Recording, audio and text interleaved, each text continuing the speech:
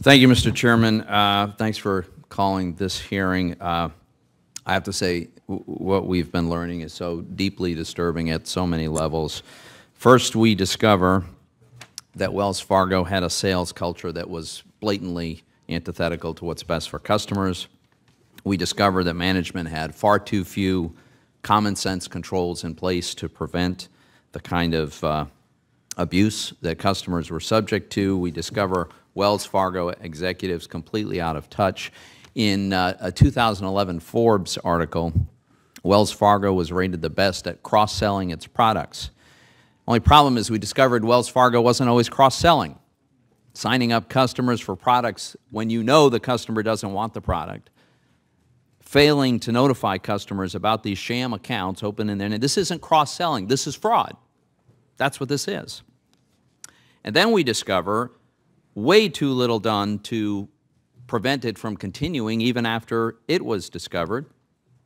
So Wells Fargo employees continued for years to literally forge customer signatures, including my constituents, on documents to open up accounts. And then the case of Carrie Tolstead, my understanding is that something on the order of over $20 million in bonuses for her between 2010 and 2015 were awarded because of strong cross-sell ratios. Yet we know in some cases she was hitting numbers by these fraudulent accounts. So this is unbelievable. Let me begin, Mr. Stumpf. Do you acknowledge that the employees who engaged in this activity were committing fraud? You know, I'm not a criminal, officer, and I don't know I'm not a lawyer, and I know the legal term. I know this. They broke our code of ethics. They were dishonest, and we did everything we can to support law enforcement on these issues. I'm not a lawyer either. Neither are most adults in America, but I think most people understand the meaning of the word fraud. Black Law's dictionary does provide a useful definition. It says, fraud is a knowing misrepresentation or knowing concealment of a material fact made to induce another to act to his or her detriment. How does falsely signing a customer up for an account they don't want, how does it not meet that definition? Well, and again, if that's a definition that I can tell you this is absolutely wrong.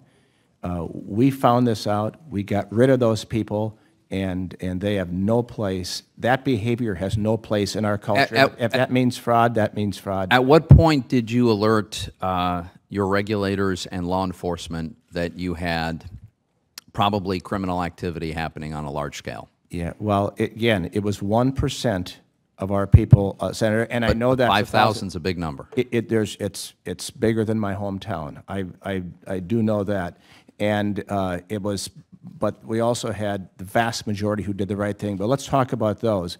Every time, and we made a very bright line, if it happened one time, it was one time. I know, I have only 5 minutes here. Okay, and answer your question, I'm sorry. We sent it, we did everything we needed to do. Did you refer it to law enforcement? When it was required, we did everything according to the rules. When did you begin to disclose in SEC filings that you had this potentially material adverse set of circumstances that could certainly have huge damage to your reputational value? Well, I can't answer that. I'd have to get to our legal team. I don't have that in front of me. But this was not I'd have to get back to you on that. I don't know. Well, we haven't been able to discover such a disclosure, and the SEC very clearly requires disclosure of material adverse circumstances. And I don't know how this could not be deemed material. I think the market cap lost 9% over the last couple of weeks. That's pretty material. Yeah, well, from a financial perspective, $2.6 million, and it's $2.6 million too much, and $185 million was not deemed material. I get that those dollar amounts may not qualify as material to a bank the size of Wells Fargo, but the reputational damage done to the bank clearly is material. And that has been manifested by this huge adverse movement in stock prices. Let me raise one other issue. You mentioned in your testimony, and you state unequivocally, that there are no orchestrated effort or scheme, as some have called it, by the company. But when thousands of people conduct the same kind of fraudulent activity, it's a stretch to believe that every one of them independently conjured up this idea of how they would commit this fraud. Isn't it very probable that there was some orchestration that happened at some level? If not, I'm not suggesting it was you personally by any means, but doesn't it defy common sense to think that there wasn't some orchestration of this? You know, Senator, I don't know what motivated or why people did this, but we did fire managers and managers of managers, and in the case, an area president.